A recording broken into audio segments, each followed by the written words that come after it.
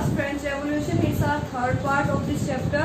इस चैप्टर आज पढ़ेंगे France abolish monarchy and become a republic, कि फ्रांस जो है अब राजशाही को छोड़कर कैसा हो गया है, रिपब्लिक हो गया है। हमने पीछे क्या पढ़ा था कि 1791 में क्या हो गया था, कॉन्स्टिट्यूशन आपका लागू हो गया था और कॉन्स्टिट्यूशन के अकॉर्डिंग राजा ने काम करना शुरू कर दिया था। इसी को अब हम देखेंगे कि France abolish monarchy and become Republic, यानी राजा जो है अब कॉन्स्टिट्यूशन के अकॉर्डिंग काम करेगा। जो किंग है वो आपका कॉन्स्टिट्यूशन के अकॉर्डिंग काम करेगा।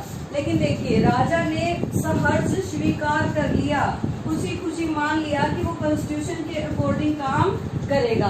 जो शक्ति उस अकेले के हाथ में थी अब कॉन्स्टिट्यूशन बनाने वाले जो नेशनल असेंबली है उसके हाथ में चली गई।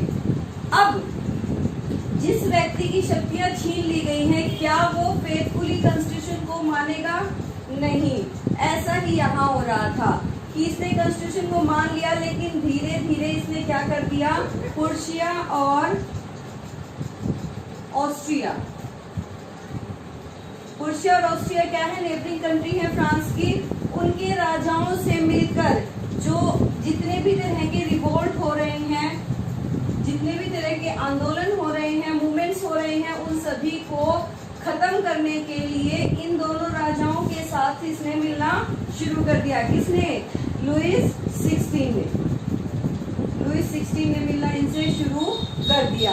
क्यों? क्योंकि इन लोगों को भी डर था कि इनकी जनता भी क्या हो जाएगी, कभी ना कभी देशों में भी रेवोल्यूशन हो सकती है।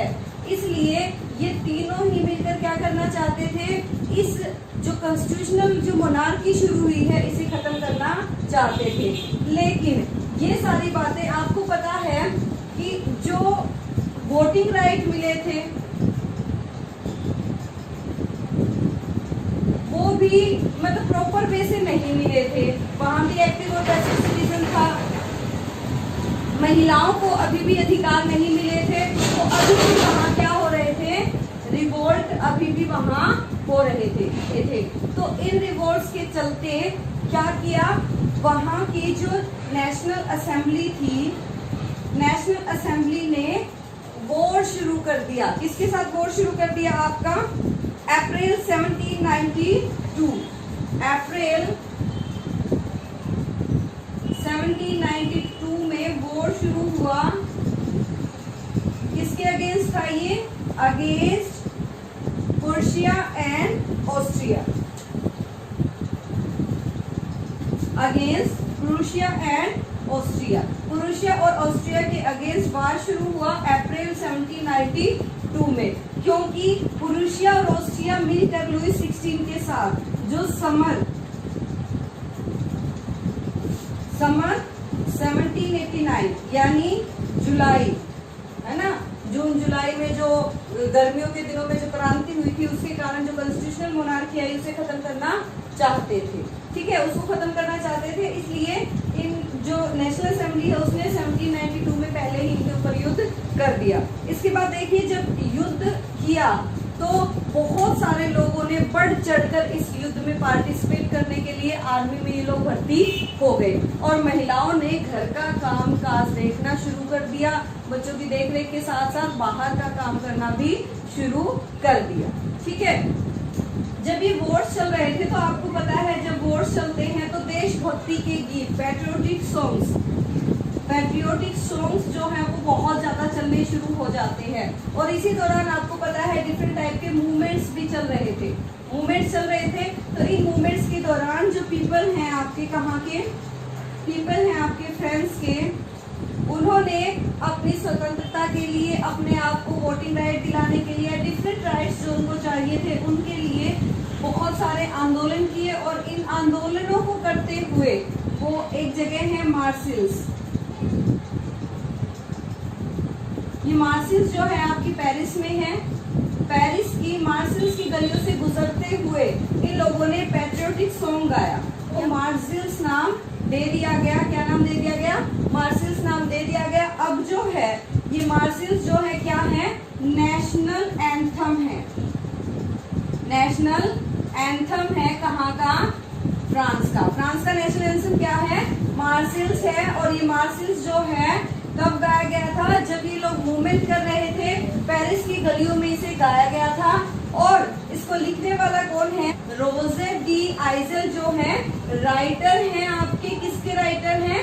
जो आपका मार्सिल्स है। और मार्सिल्स क्या है आपका? नेशनल एंथम है कहाँ का? फ्रांस का। ठीक है। वार्स हो रहे थे, डिफरेंट मूवमेंट्स हो रहे थे, और इन मूवमेंट्स को करने वाले डिफरेंट सोशल ग्रुप थे।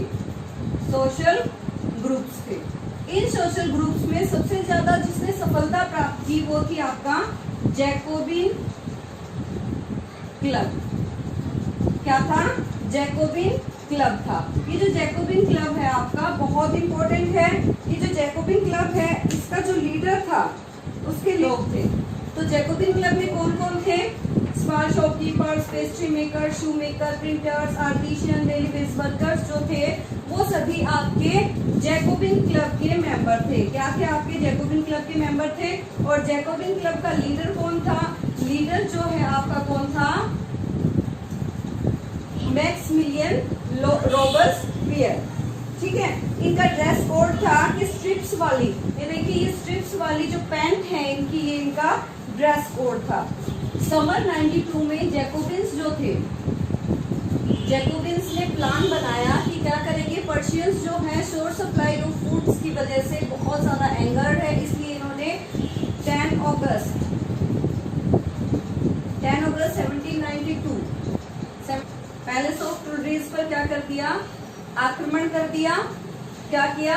10 अगस्त 1792 में जैकोबिन क्लब के लोगों ने क्या कर दिया? पैलेस ऑफ ट्यूडरीज पे आक्रमण कर दिया और किंग के बहुत सारे गार्डों को बहुत बड़ी मात्रा में मारा गया। किंग की फैमिली को क्या कर लिया गया? होस्टेज बना लिया गया। किंग फैमिली को होस्टेज बना लिया गया। होस्टेज यानी बंधक बना लिया गया। ठीक है। और अब इस किंग की फैमिली को पनिश करने के लिए, पनिशमेंट देने के लिए क्या किया गया?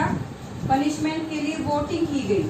अब ये जो वोटिंग हुई, every man 21 year have voting right. हर व्यक्ति को जो 21 साल का हो गया था उसे वोटिंग राइट मिल गया था। ठीक हो। मोनार्की बिल्कुल क्या हो गई है? अबॉलिश हो गई है। अभी तक क्या थी? कॉन्स्टिट्यूशनल मोनार्की थी।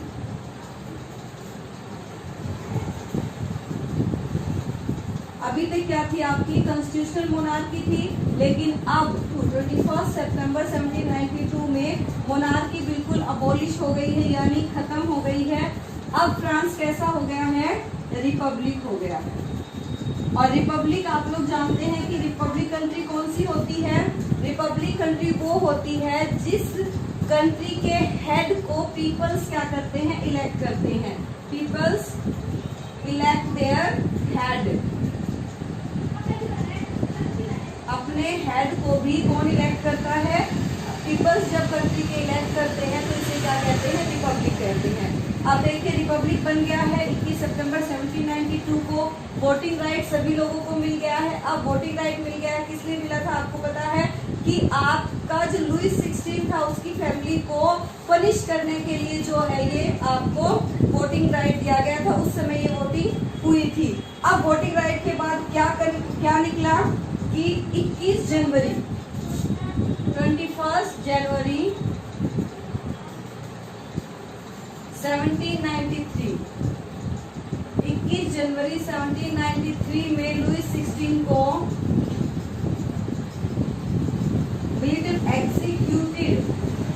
एग्जीक्यूटेड कर दिया गया, यानी फांसी पर लटका दिया गया। फांसी पर लटका दिया गया। और उसके कुछ दिनों के बाद ऐसा ही मैरी एंटोनिटी के साथ भी हुआ। मैरी एंटोनिटी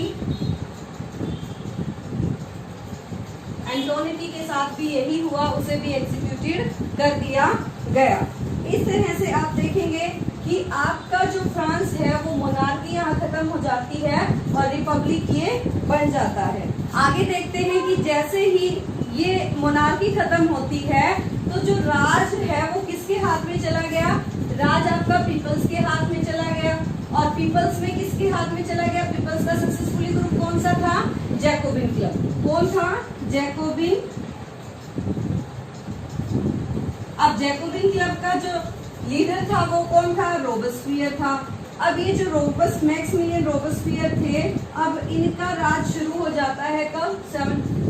1793 से। ठीक है, अब किसका राज शुरू हो गया है? मैक्सिमिलियन रोबेस्पियर का राज शुरू हो गया है जनवरी 1793 से। अब इस राज को रीजन ऑफ टेरर कहा गया है।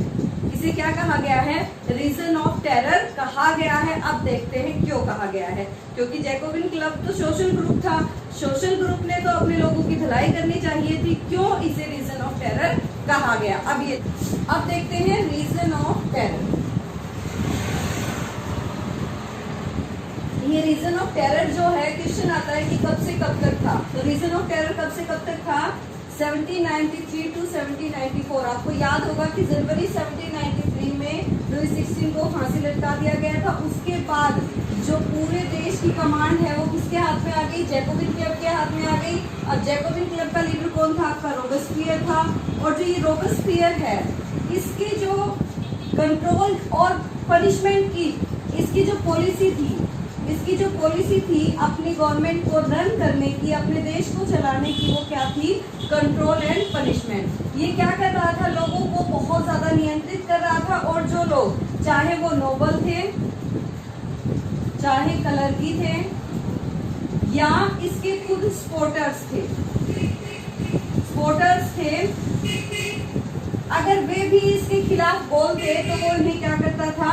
पनिशमेंट देता था, उनकी ट्रायल कराता था। ट्रायल के बाद अगर वो गिल्टी मिलते तो उन्हें क्या किया जाता था? गिलिटन कर दिया जाता था। गिलिटन क्या है? एक इंस्ट्रूमेंट है जिसमें ब्लेड लगी है। किसी व्यक्ति को जिसको पनिश करना है उसकी गर्दन को नीचे रख दिया जाता था, ऊपर से ब्लेड आकर उसे कट कर देती थी। ये आपकी फोटो है गिल्टी। ठीक है, तो गिलिटन उसे करा दिया जाता था। देखिए कितना मतलब सख्त था, ये सख्त था, इसीलिए इसे आतंक का राज कहा गया है। रीजन ऑफ टेरर का मतलब क्या है? आतंक का राज या आतंक का क्षेत्र। अब देखो इसने इतना आतंक फैलाया, लेकिन इसके साथ साथ आपको पता है पुअर्स का जो ग्रुप था वो था आपका जैकोबिन क्लब, कि गरीब लोगों का था। रोबेस्पियर गरीबों का नेता था।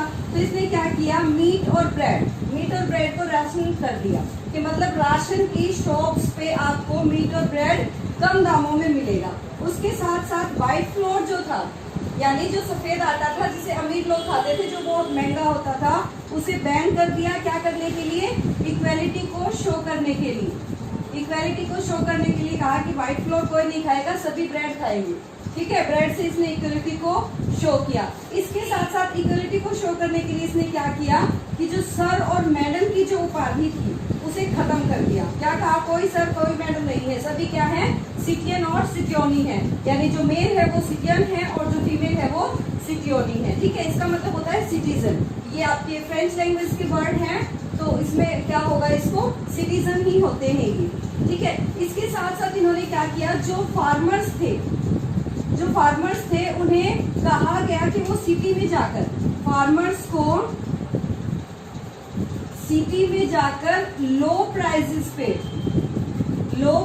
पे अपनी क्या करें? क्रॉप्स को सेल करें। ये भी क्या है? एक इसने बंदिश लगा दी थी लोगों के ऊपर। लोग अपनी मर्जी से कहीं भी सेल करें, लेकिन इसने क्या की? ये बंदिश लगा दी थी। और इसके साथ साथ क्या किया? जो चर्च था, इन चर्च की सभी बिल्डिंग्स को बंद कर दिया और उन बिल्डिंग्स को बैरिक्स बना दिए। बैरिक्स का मतलब जेल के जो होते हैं वो, और या फिर इनको ऑफिस बना लिया, ऑफिस बनाकर इनमें काम करना शुरू कर दिया। इतने ज्यादा जो सख्त जो इसने कानून बनाए थे, इतने सख्ती के कारण जो इसके सपोर्टर्स थे, उसके सपोर्टर्स ने भी डिमांड करनी शुरू की मॉडरेशन की, कि हमें अब कुछ आधुनिक चाहिए, हम इतने सख्त कानूनों के साथ जीवित नहीं रह सकते हैं। मॉडरेशन की डिमांड की और किसके खिलाफ प्रदर्शन शुरू हुआ? रोबेस्पियर। अब रोबेस्पियर को क्या किया गया? पनिशमेंट दी गई। रोबेस्पियर को जुलाई 1794 को रोबेस्पियर को अरेस्ट कर लिया गया और अगले ही दिन उसको बीटन करा दिया गया। देखिए, जिसने हजारों लोगों को बीटन कराया था, अंत में उसे ही बीटन होना पड़ा। यानी उसकी भी गर्दन कट गई। अब देखिए 1793 में उसका राज शुरू हुआ था और 1794 तक उसका राज चला। इस पूरे घटनाक्रम को क्या कहा जाता है? रीजन ऑफ टेरर कहा जाता है। अब इस रीजन ऑफ टेरर में रोबेस्पियर भी खत्म हो गया। हमने देखा लुई 16 को फांसी दे दी गई है, लुई 16 को फांसी दे दी जो मोनार्कियल था। दूसरा आपका रोबेस्पियर बना। रोबेस्पियर को क्या कर दिया गया है? अब गिलिटिन कर दिया गया है। तो अब इसके बाद फ्रांस का देख रेख कौन करेगा? फ्रांस की गवर्नमेंट कैसे रन होगी? तो अब क्या किया गया? एक अलग तरह का रूल लागू किया गया जिसे डायरेक्टरी रूल कहा गया। डायरेक्टरी रूल कहा गया।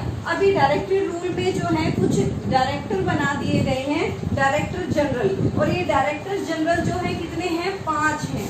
ये 5 डायरेक्टर जनरल्स जो हैं अब फ्रांस को देखेंगे। अब देखते हैं ये 5 डायरेक्टर जनरल्स को कैसे चुना गया और कैसे ये देश को संभालते हैं, क्या सही तरीके से देश चल पाता है या नहीं। अब देखते हैं डायरेक्टरी रूल फ्रांस। कि फ्रांस में कॉन्स्टिट्यूशनल मोनार्की फिनिश हो गया, ठीक है। उसके बाद जैकोबिन क्लब्स का राज आया, वो भी रीजन ऑफ टेरर के नाम से था और वो भी खत्म हो गया। अब क्या है? जैकोबिन क्लब के गिरते ही किसे? जैकोबिन क्लब क्या था? पुअर पीपल्स का था, ठीक है, पुअरों का था। अब किसे मिल गया मौका? किसे मिल गया? वेल्दियर। वेल्दियर यानी जो धनवान थे मिडिल क्लास के जो रिच पीपल थे उनको अब मौका मिल गया क्या करने का? पावर को अपने हाथ में लेने का। अब इन लोगों ने पावर अपने हाथ में सीज कर ली। अब एक नया कॉन्स्टिट्यूशन इन्होंने बना दिया और इस कॉन्स्टिट्यूशन में क्या कहा गया? देखिए हमने अभी पढ़ा था कि अब वोटिंग राइट जो है सभी को दे दिया गया था जब जैकोबिन क्लब की बात थी। अब जो वोटिंग राइट है क्या कहा इन्होंने? जो नया कॉन्स्टिट्यूशन बनाया, जो वेल्दियर पीपल्स थे उन्होंने जो नया कॉन्स्टिट्यूशन बनाया उसमें उन्होंने कहा कि जिसके पास प्रॉपर्टी नहीं है उसके पास वोटिंग राइट भी नहीं होगा। प्रॉपर्टी नहीं है तो वोटिंग राइट भी नहीं है। इसके लिए 2 इलेक्टेड काउंसिल को बनाया गया। इस 2 इलेक्टेड काउंसिल में 5 तो डायरेक्टर्स को इलेक्ट किया जाता था और एक आपकी लेजिस्लेटिव काउंसिल होती थी, ठीक है। इस दोहरी काउंसिल क्यों रखी गई? ताकि ये सेफगार्ड रहे, सुरक्षा कवच रहे किसका? कि किसी एक व्यक्ति के हाथ में पावर ना जाए, इसलिए 5 डायरेक्टर्स को चुना गया। लेकिन इन डायरेक्टर्स में भी क्या होता रहता था? आपस में क्लैश होता रहता था, टकराव होते रहते थे। किसी प्रकार का कोई निर्णय ये लोग नहीं ले पाते थे। जब ये लोग निर्णय नहीं ले पाते थे तो बहुत जल्दी ही इन क्लैश के कारण जो लेजिस्लेटिव काउंसिल है उसने क्या कर दिया? इन्हें डिसमिस कर दिया। क्या कर दिया? डिसमिस कर दिया कि अब इनकी जरूरत नहीं है और पॉलिटिकल इंस्टेबिलिटी यहाँ आ गई। फ्रांस में क्या हो गया? जैसे ही डायरेक्टरी रूल खत्म हुआ पॉलिटिकल इंस्टेबिलिटी आ गई और किसे मौका मिल गया? राइज ए मिलिट्री डिक्टेटर। उस समय एक सेना का तानाशाह उभरकर सामने आता है फ्रांस की बागडोर संभालने के लिए और वो कौन है? Napoleon Bonaparte. नेपोलियन बोनापार्ट नाम का मिलिट्री डिक्टेटर अब सामने आता है, सेना का राज हो जाता है। अब जो है फ्रांस को कौन संभालेगा? Napoleon Bonaparte. लेकिन ये जो फ्रांस की क्रांति जो हमने पढ़ी इसमें जो 3 मुख्य विचार पूरे विश्व के सामने आए और सबसे पहले इसने यूरोप पर प्रभाव डालना शुरू किया, वो थे आपके the ideas of equality before law, यानी कानून के समक्ष सभी व्यक्ति समान हैं। उसके साथ साथ स्वतंत्रता और फ्रेटर्निटी यानी बंधुता, भाईचारा, ठीक है, एकता और अखंडता। ये सभी चीजें क्या हैं? ये तीनों चीजें बेसिक जो है आपको ये कहाँ से मिला? समानता, स्वतंत्रता और भाईचारे की जो फीलिंग है, एकता अखंडता की जो फीलिंग है, ये हमें फ्रेंच रेवोल्यूशन से मिला। इसी के साथ हमारा 3rd पार्ट कंप्लीट होता है। वीडियो को लाइक कीजिए, चैनल को सब्सक्राइब कीजिए, बेल आइकन को प्रेस कीजिए ताकि आपको नई जितनी भी नोटिफिकेशंस हैं टाइम टू टाइम आपके पास। Thank you, have a nice day.